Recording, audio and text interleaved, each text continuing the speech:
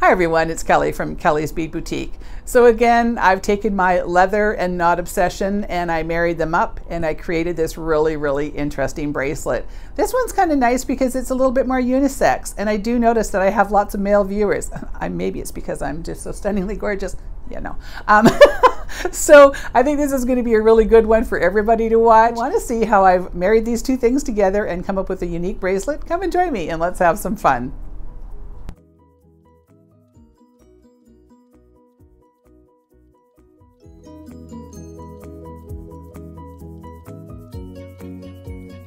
So to make my Celtic Charms bracelet, I'm going to be using 1.5 meters of 2mm cording. Now I do get lots of questions, people asking what is a meter?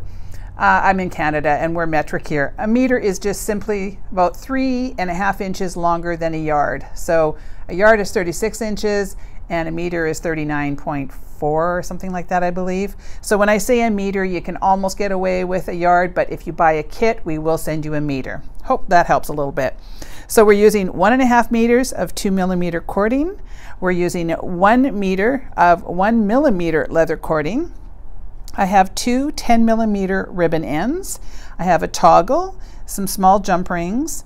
I have a little bezel that I'm going to use for a charm. I have the Swarovski Rivoli that I'm going to put in there. I have some GS Hypo to glue that in. I have a bit of painter's tape. And as far as tools today, we're just going to be using our chain nose pliers, our bent chain nose pliers, and our cutters. So the first thing I'm going to do is I'm going to get my charm ready and let that set up for a little bit. So I'm just going to use GS Hypo and place that inside the bezel. Rivoli thing here, whatever you call that. You don't want to use the wrong kind of glue when you're using these crystals. If you use something like the Loctite that I use in other videos, it has a gas and it'll off gas and it'll cloud your crystals. So make sure that you're using either GS Hypo or E6000 when you're setting these Swarovski crystals. So I just place that in there. I put my finger on it just for a couple seconds just to make sure that it's where I want it to. Look how pretty that looks. And I'm just going to set it off to the side and let it sort of do its thing. Okay, so now for this next part, I needed to take away my mat because I actually have to stick this down to the table. So I hope it's not glaring too much, but there's not much else I could do. So let's hope it works. So the first thing I'm going to do is I'm going to cut my leather into 4 equal parts. So what I do is I just marry up the ends and find the midsection. And this would probably be better if you had scissors, but you know, I never have scissors, do I? And then I'm going to take one piece and cut that in half. And then take the other piece and cut that one in half. So you'll have 4 equal lengths. Now you will find that there's way too much leather here. But the reason that I do that is I can make this piece with smaller pieces of leather because I have made it enough that I know how to do it without having longer pieces. But when you're first starting to make this one, you will find it a little bit difficult. Once you get the hang of it, you might actually be able to get down to about 1 meter or so, but you have to play with a little bit. So start with a little more and it makes it a little bit easier. Okay, so the first thing I'm going to do is I'm going to take 2 pieces and I'm going to place them horizontally like that. And then I'm going to take the other 2 pieces and I'm going to make sure that the ends are equal on both of these when I'm doing this. And then I'm going to place them over top vertically. So I'm just going to have a look inside my camera to make sure that that looks pretty good. I think that that's looking good. All right, now I'm going to take a little piece of painter's tape and I'm going to place it just diagonally across, and this is for nothing except to hold it to make it a little bit easier. So it doesn't have to look pretty or do anything. We're just wanting to make sure that this doesn't move around while we're trying to work with it. Okay, so now I'm going to take this this piece on the top here and I'm going to bring it over and I'm just going to sort of roll it back like this, to sort of pull it down like this, I guess, like that. You're just trying to create like a little loop. And then I'm going to take a piece of painter's tape and just stick that down. Now make sure you use painter's tape and not masking tape, or else it'll take off the color of your leather, because these are all dyed.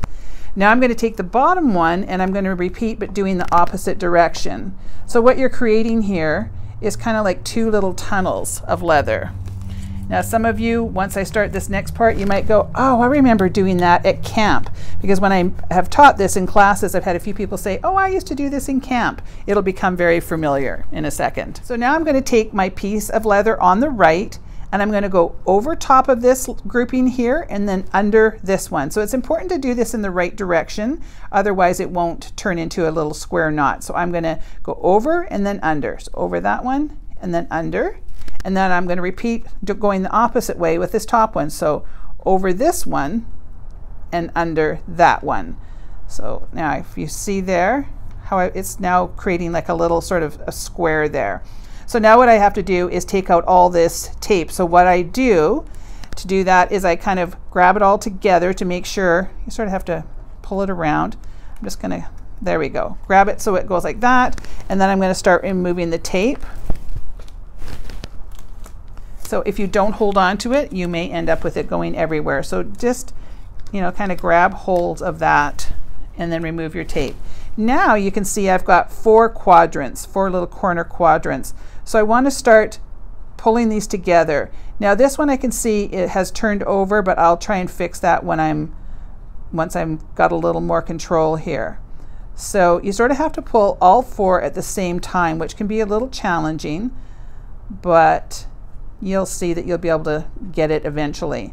Okay, so now these are all just kind of popping into place, and I want to see if there's any that have, so this one looks like it's going the wrong direction, so I have to sort of move it around. So let me just get it a little tighter. There we go. Now that's going to be a little easier. So now can you see how this is all creating like a little square? So I want to just flip these over. There we go. Just flip that over. Now that's a complete, yeah, that's perfect. So now I'm going to just pull this tight. So now you can see it's starting to get into my square. Sometimes you have to pull one side a little bit more than the other. So I'll go on one corner and pull, and then go on the other corner, and try not to use your nails like I just did there, because that'll leave a mark. So now we have our perfect little square. Isn't that cute? I love how that is. So now you'll know that you've got it right if you have it looking like that on the back side, but that's going to be against your skin, so you won't even see that. So just pull it tight until it's just where you want it.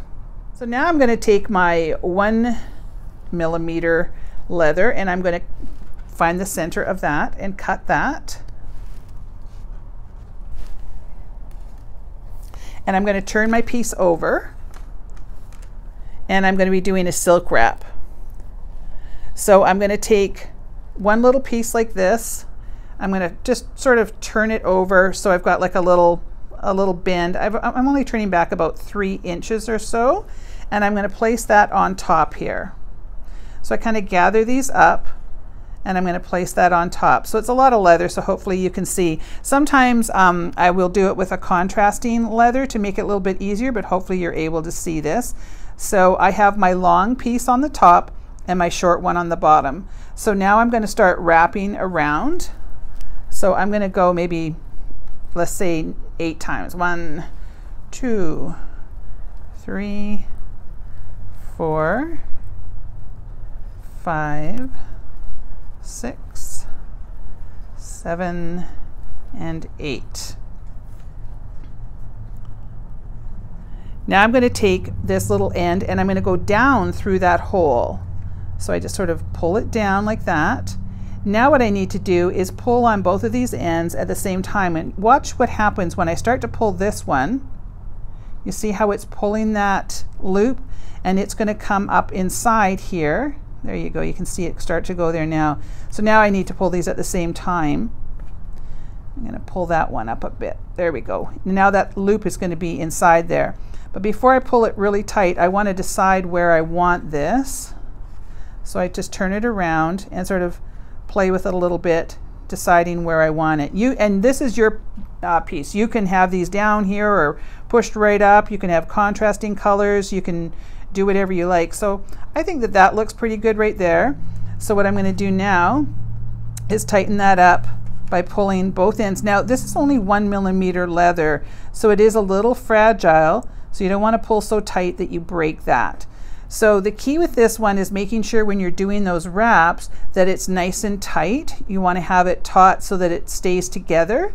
And this is essentially called a silk wrap. So I'm just going to trim this off. You want to get in nice and close. So that's what you have on the one side. So now I'm going to repeat on the other side. And I will, normally I just kind of do one for you, but I will do this one again because it can be a little tricky to see. Okay, so I'm going to turn one side over. So I've got about 3 inches coming on one and then my long piece on the top. I'm going to place that right on top of this leather, and I just sort of place my thumb on top of the whole works, just like that. Now I've got my long piece on the top, and I'm going to work away from me, so I go over and then towards me, and I'm going to wrap 8 times. So you can do 6 wraps, 9 wraps, whatever you like, but I just like to make sure that whatever I'm doing on one side I do on the other. So I'm going to go 1, 2, 3, and keep making sure that you're doing this nice and taut. 4, 5, 6, 7, and 8. So my 8th one I bring around towards me, and then I go down through that loop. For some reason going up doesn't work, down works perfectly. So now I've always got my finger on top of that set of wraps that I did so that this doesn't go anywhere. So now I'm going to pull this one, and you'll see that that starts to go inside. You'll see it there now. It's popping up inside there, and that's exactly what we want. We want to get it so that's about halfway down, and that's why I turn this over, because I want to have it so that the bumpier side is on the back side. So now I just need to pull this up. So now I'm just going to make sure this all looks nice and neat on the back. It's all pulled nice and snug. It's where I want it. So I'm going to isolate that a little bit and make sure I trim it off nice and close. And again on that side, trim it nice and close. Okay, so now I'm going to come in with my GS Hypo glue, and I'm going to put a little bit here and a little bit on that side, just where the ends are. Put a little bit there and a little bit there, and then I'm going to let that dry. Okay, so now I have to measure this to try to decide what length I want it. So I think I want to try to make this about a 7-inch bracelet, maybe 7 to 7.5. So what I do is I decide my length, and then I also have to think about the cording ends. So on this one I'm using, it's not a very large toggle, so between that and my crimps and then a few of my jump rings, it's going to add approximately an extra inch on there. So if I want a 7-inch bracelet, I'm going to cut this down to about a 6. So the way that I do that is I will take my ruler and I will place this at about the size 6 mark. So I will take the little center of the knot and put that about a 6. But I think I'm going to go just a little tiny bit above that, maybe 3 1/4. So I'm going to go about 3 1/4 there, and so that will make a size 6.5. We'll go with that. So I'm just going to run that up to about 6.5. Is that right? 3 1/4. I always like to measure twice, right? Because you know you can't. Well, that was an 8, so 3 1/8. So 6. Yeah, that'll be about right. 3 1/8, 3 1/8. Yeah. See, I have to. Math is not my strong suit, even though I deal with numbers all day long. So yeah, so I'm going to cut here and here. So again, scissors would be great, but you know, can I ever remember them for a video? But these work okay. So I'm just going to cut across. And if you're worried about cutting, you can always cut it a little bit on the longer side and then go back in and trim it a little bit shorter, because you know, it's the old measure twice, cut once kind of thing that they say. Okay, so there we go. So give that a little trim. And you just want to make sure that everything's nice and even. So you see we do have a fair amount of leather left over, but it was easier to work with to show you how to make it with that little bit extra. All right, so now I'm going to put my little ribbon ends on. So what I do is I line them up over top, And then I sort of start them by squishing them down with my fingers. And then I'm going to take my chain nose pliers and I'm going to come in right over the end and give it a good squish. I don't want to come on the top there because I don't want to squish that whole little bit there. So I just give it a good squish on both sides. And if it does make you nervous to use these, you can take a bit of your GS Hypo and run just a little bead down on either side there, just to give you a little extra protection. So now I'm going to do the same on the other side. These are so nice and soft that you can actually just start them with your finger, which actually makes life a whole lot easier. Give them a little squish. And I just make sure that nothing's popping out the end before I start squishing, and give it a good squish down there. I've used the word squish a lot there. Okay, so now I'm going to add my toggle. So I always like to use the smallest and heaviest jump rings that I can. So these are a 4mm 18 gauge. So on the one end that has just the round end, I just use one jump ring. So get that in there and do it up nice and tight. So I jiggle until it kind of clicks right in there. Now on this end, in order for this bar to go up inside there, you need to usually add some extras. If you just try one, it won't go up inside. So I'm going to put one on and do that up. Put another one on and do that up nice and tight. And then I'm going to put my third one on, and then that's what I will add my bar end with. So that just helps make it easier. If you are fighting trying to get your jewelry done up when you've got a toggle on, that means it's probably too tight on the end. And then now I'm going to take another jump ring and I'm going to place the little embellishment that we've got here, our little charm, and I'm going to put it on this end. I don't want to ever add it down in this end. I call this end the working end. It'll just get all kind of jumbled up in there. So I'm going to find a place to put it here. And sometimes I will put it hanging just right off the toggle. We'll see if we can get it in there. Yeah, that hangs off there perfectly now. Okay, so I hope you enjoyed my Celtic Charms bracelet. I really think this one is fun. I think I say that on all my videos, but I really do. I think this one is simple. We did have one lady make it with this 3mm leather for her husband, and it gave it a really nice bulky look. The only thing that you would have to do is you would have to change out the ends and make them slightly larger. But I think it's sort of unisex. We will have these in kit form, and the kit will be like this one. It'll come with your leather and the color of toggle that you want, and then of course you get to pick out whatever color crystal Swarovski that you want in there. I will also have an option on there if you want to have a different color leather. Like I've matched these ones both up, but I did make one in a class where I did a different color and it looked really sharp. So you know, you can always play around with it and have a little bit of fun. So I will have these in kits, and they will be listed below. Everybody always says, well, where do I find the kits? So they're in just sort of above the comments. There's a little like a little arrow, and you can press that arrow and it sort of extends everything, and you can actually see where everything is listed, so you can find those in there. If you enjoyed this video, please make sure to give me a like, and please make sure to subscribe to my channel and ring that bell so that you know when my next video is live. Also leave me a comment. I love to hear from everybody, and let me know in the comments below what color you're going to make, because I think you guys are going to really enjoy this one. And as always, thank you so much for watching. I really appreciate it.